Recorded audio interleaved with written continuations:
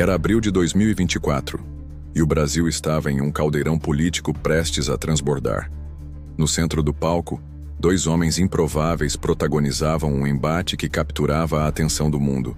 Alexandre de Moraes, o poderoso ministro do Supremo Tribunal Federal, STF, e Elon Musk, o bilionário excêntrico, dono da plataforma X e da Starlink. O que começou como uma disputa sobre moderação de conteúdo online rapidamente se transformou em um confronto épico, expondo feridas profundas na democracia brasileira e levantando questões sobre corrupção, censura e a influência de ideologias comunistas no governo. Tudo começou quando Musk, um autoproclamado defensor da liberdade de expressão, questionou publicamente as ordens do STF para bloquear contas na plataforma X. Em 6 de abril, a conta oficial de assuntos governamentais globais da X anunciou que um tribunal brasileiro havia exigido a suspensão de contas populares, sem divulgar quais ou por quê. Musk, indignado, respondeu diretamente no X: "Por que tanta censura no Brasil?" A pergunta aparentemente simples caiu como uma bomba. Ele acusou Moraes de trair a Constituição brasileira e exigiu sua renúncia ou impeachment, prometendo publicar todas as ordens judiciais que, segundo ele, violavam a lei brasileira. Moraes, conhecido por sua postura firme e por liderar investigações contra as chamadas milícias digitais, grupos acusados de espalhar desinformação e ameaçar a democracia, não recuou. No dia seguinte, 7 de abril, ele incluiu Musk no inquérito das milícias digitais, acusando-o de obstrução à justiça, incitação ao crime e instrumentalização criminosa da X. Em sua decisão, Moraes escreveu em letras maiúsculas: "As redes sociais não são terra sem lei." Ele também impôs uma multa diária de R$100 mil por cada perfil reativado irregularmente e ordenou que a X cumprisse todas as decisões judiciais brasileiras. O confronto escalou rapidamente. Musk, longe de se intimidar, intensificou seus ataques. Em 8 de abril, ele chamou Moraes de ditador brutal e afirmou que o ministro tinha o presidente Luiz Inácio Lula da Silva na coleira. Ele também anunciou que a X não cumpriria ordens de censura, mesmo que isso custasse sua operação no Brasil. A tensão atingiu um novo patamar em agosto, quando Moraes ordenou a suspensão da X no país, após Musk se recusar a nomear um representante legal local. O STF também congelou os ativos da Starlink, outra empresa de Musk, para garantir o pagamento de multas. Musk respondeu com fúria, chamando Moraes de criminoso e tirano, e prometendo oferecer internet gratuita via Starlink aos brasileiros, até que a questão fosse resolvida. Enquanto o embate público entre Musk e Moraes dominava as manchetes, uma narrativa mais sombria começava a emergir. Musk, com acesso aos arquivos internos da X, revelou o que chamou de Twitter Files brasileiros, uma série de e-mails e documentos que, segundo ele, provavam uma campanha de censura orquestrada por Moraes.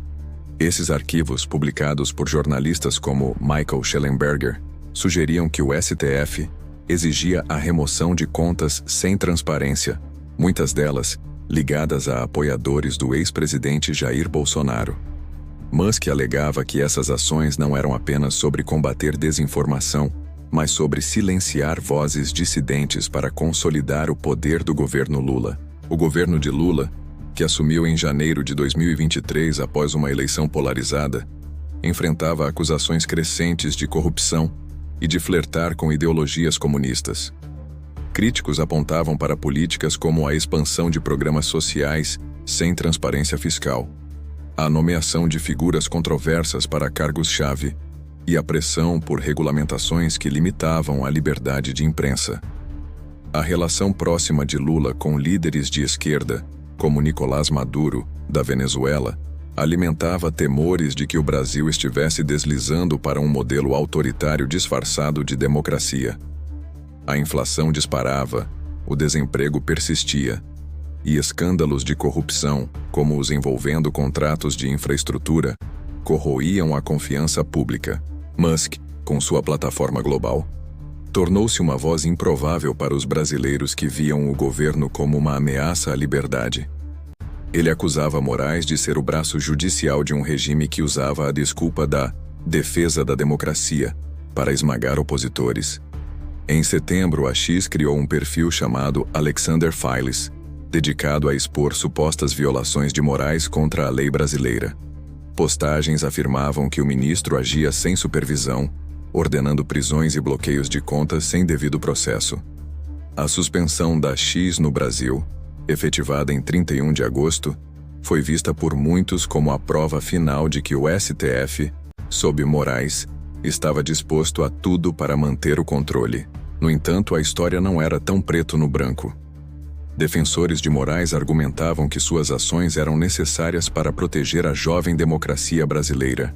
Ainda abalada pelos eventos de 8 de janeiro de 2023, quando apoiadores de Bolsonaro invadiram o Congresso, o STF e o Palácio do Planalto em uma tentativa de golpe. Moraes liderava inquéritos que investigavam não apenas a desinformação, mas também planos concretos para subverter as instituições democráticas.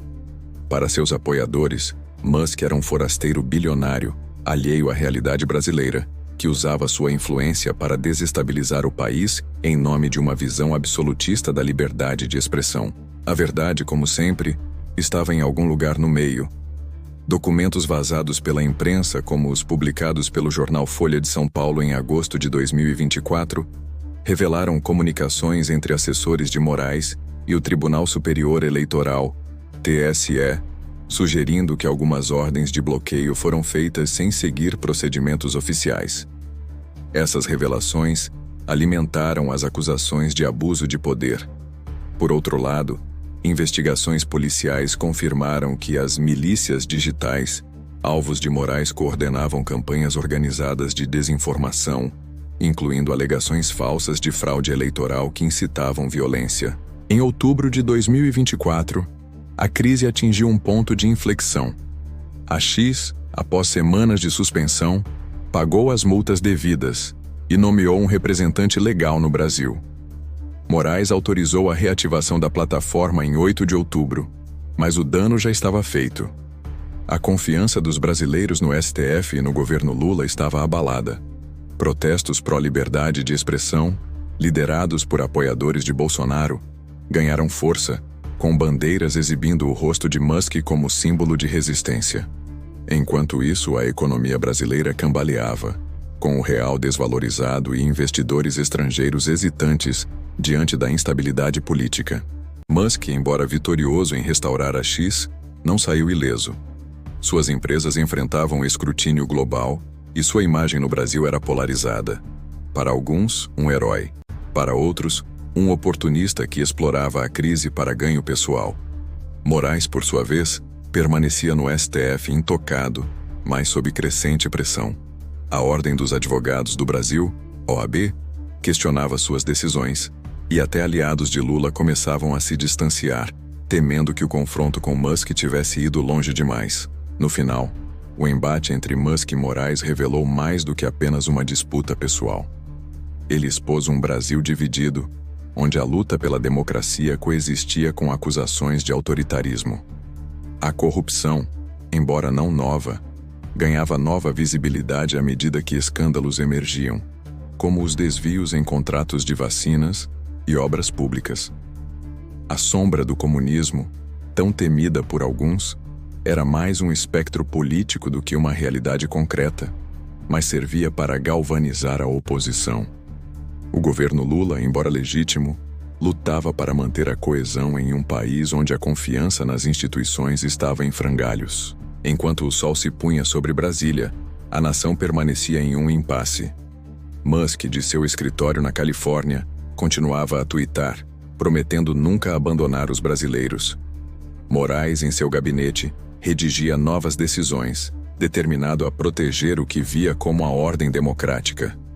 E o povo brasileiro, preso no meio, assistia a um espetáculo que, mais do que respostas, levantava perguntas. Quem realmente governava o Brasil? E a que custo?